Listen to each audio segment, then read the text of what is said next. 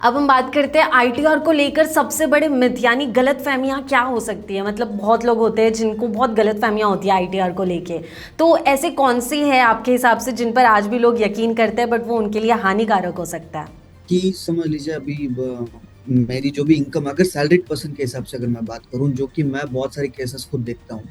Salaried person का क्या होता है, उनकी टैक्स ऑलरेडी उनके एम्प्लॉयर डिडक्ट करके गवर्नमेंट को डिपॉजिट कर देते हैं। उनको लगता है कि मेरा टैक्स गवर्नमेंट को चला गया तो मुझे फाइलिंग करने की जरूरत नहीं है, बट ऐसा, जैसा कि मैंने पहले भी बताया, ऐसा नहीं है। अगर आपकी टैक्स डिडक्ट हो चुकी है, गवर्नमेंट को चला भी गया, फिर भी अपने को टैक्स फाइल करके वो जो टीडीएस डिडक्ट हुआ उसको बता देना चाहिए कि ये मेरा टैक्स है, ये ऑलरेडी डिडक्ट हो गया है। तो this is a misconception that मेरा टैक्स गवर्नमेंट को चला गया है इसलिए मुझे टैक्स फाइलिंग करने की जरूरत नहीं है। नहीं, ऐसा बिल्कुल नहीं। If you are having taxable income, it is mandatory कि अपने को टैक्स फाइलिंग करना बहुत जरूरी है। ओके। फाइल नहीं करते हैं, penal actions are there which will be coming. और अगर फाइल नहीं किया तो क्या क्या एक्शंस लिए जा सकते हैं आपके खिलाफ। डिपार्टमेंट के पास टाइम लिमिट होता है कि अपना केस वो ओपन कर सकते हैं कभी भी, कि उस साल में आपके पास टैक्सेबल इनकम थी, आपने क्यों फाइल नहीं किया। At that point of time we have to file. And जब हम फाइल करते हैं, कोई भी टैक्स लाइबिलिटी आ जाती है, उसके ऊपर फिर पेनल्टी एक्शंस लिया जाता है। 50% of tax will be levied as penalty, या फिर 200% based on the case to case basis. Apart from that interest हो जाता है, बहुत सारी पीनल एक्शंस आ जाती है अपने ऊपर, एंड एक रेड मार्क भी आ जाता है। और हमने सुना है कि कुछ केसेस में कानूनी कार्रवाई भी हो सकती है, तो क्या ये सच है। कार्रवाई वेरिंग टैक्स लाइबिलिटी बहुत ज्यादा है। एज सच नोटिस आने पे घबराने की जरूरत नहीं है। अगर सब कुछ है अपने पास, डॉक्यूमेंट्स वगैरह, टैक्स फाइलिंग करना रह गया है, डेफिनेटली जब भी डिपार्टमेंट नोटिस देता है with all the documents we can go and file the return. अब जब गलतियों की बात हो ही गई है तो थोड़ा और डिटेल में समझते हैं कि फाइलिंग के दौरान लोग किन मिस्टेक्स को बार बार रिपीट करते हैं। अब ऐसी कौन सी गलती है जो टैक्स पेयर्स लगभग हर साल दोहराते रहते हैं। जैसा कि बताया कि फॉर्म गलत चूज कर लेते हैं। इंडिविजुअल के पास कई सारे इनकम टैक्स फॉर्म होते हैं, 1 से लेके 4 तक। उनमें से गलत फॉर्म चूज करने पे वो गलती हो जाती है, एंड इनकम डिस्क्लोज करना रह जाता है। उनको लगता है कि ठीक है, ये इनकम तो लिमिट के नीचे या फिर छोटी इनकम में डिक्लेयर करने की जरूरत नहीं है, बट वही फिर बाद में आके डिपार्टमेंट नोटिस देके अपने को पूछते हैं। तो every income which is there which you know, and जो जो डिपार्टमेंट में रिपोर्ट हुई है, अगर डिपार्टमेंट में जो रिपोर्ट हुई है वो गलत है, तो अपने पास ऑप्शन है जाके डिपार्टमेंट को बोलने का कि ये डेटा गलत है। बट विदाउट डूइंग दैट अगर हम फाइल कर देते हैं, then definitely we will end up notice. क्या आईटीआर फाइल करते समय एक छोटी सी गलती की वजह से भी इनकम टैक्स डिपार्टमेंट का नोटिस आ सकता है। The first stage of notice directly आता है, जैसा मैंने बताया था, कंप्यूटराइज सिस्टम है, सीपीसी बेंगलुरु में है। तो even if 2 rupees of difference is there, it will automatically gives you the intimation. तो इंटीमेशन मतलब intimation is kind of notice. उसमें डरने की जरूरत नहीं है। We can definitely file revise return within time limit, और अपन सबमिट भी कर सकते हैं response if we are having a proper documents for that कि नहीं, ये डेटा डिपार्टमेंट के पास जो है गलत। तो the first set of notice जो कि दो डेटा कंपेयर करता है, वो हाथों हाथ आ जाता है, फाइल करने के तुरंत बाद ही आ जाता है अगर कोई डिस्क्रिपेंसी होती है तो। Apart from that any scrutiny होता है, वो डिपार्टमेंट के पर्सन जब असेसिंग ऑफिसर निकालते हैं, जो सब स्क्रूटिनाइज करते हैं, उस समय आता है the first set of notice which is told us intimation. वो जो इंटीमेशन रहता है that is computerised. When ever I am filing, जो भी मैं रिटर्न फाइल करता हूँ, डिपार्टमेंट के पास जो डेटा है वो दोनों को कंपेयर करते हैं। अगर कोई भी गलती उसमें निकलती है तो हाथों हाथ नोटिस आ जाता है, मतलब इंटीमेशन निकल जाता है। तो मतलब इस वाली नोटिस से डरने की जरूरत नहीं है। डरने की बिल्कुल जरूरत नहीं है। अपने पास जो भी डेटा है, जो भी डॉक्यूमेंट्स है, वो सबमिट कर सकते हैं।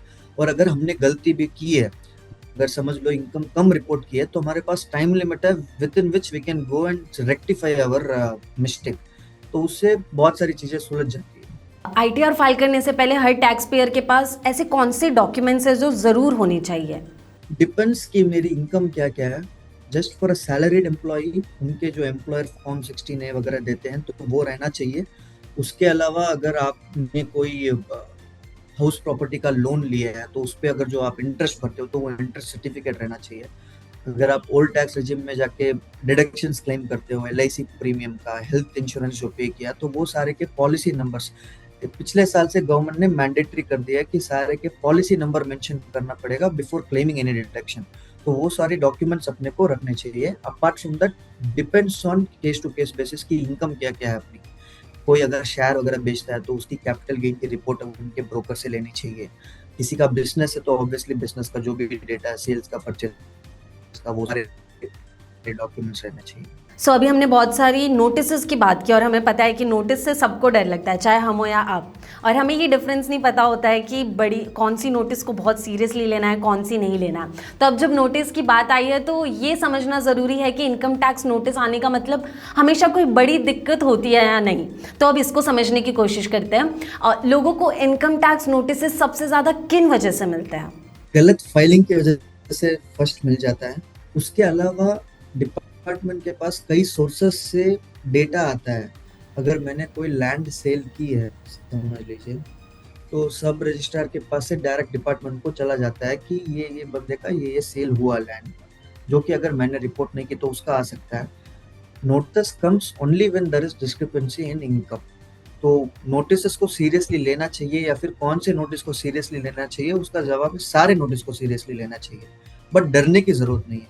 नोटिस आ जाए तो अगर आपको पता है, well and good, you please respond to the notice, वरना कोई भी टैक्स प्रोफेशनल को कंसल्ट कीजिए। They will guide you through all the processes, जो रिस्पॉन्ड करना चाहिए, क्या डॉक्यूमेंट्स चाहिए अपने को रिस्पॉन्ड करने के लिए। Never ignore any notice, because notice जब भी देते हैं तो it comes with a timeline to respond. अगर हम उसके अंदर कर देते हैं तो बहुत सारी प्रॉब्लम सॉल्व हो जाती है। Only when we breach the time to respond, then फिर प्रॉब्लम स्टार्ट होती है।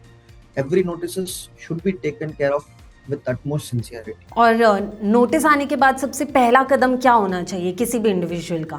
अगर उनको जानकारी है कि नोटिस किसकी है तो नोटिस को पढ़िए। उसमें डिपार्टमेंट क्लियरली देता होगा कि किस वजह से नोटिस आई है।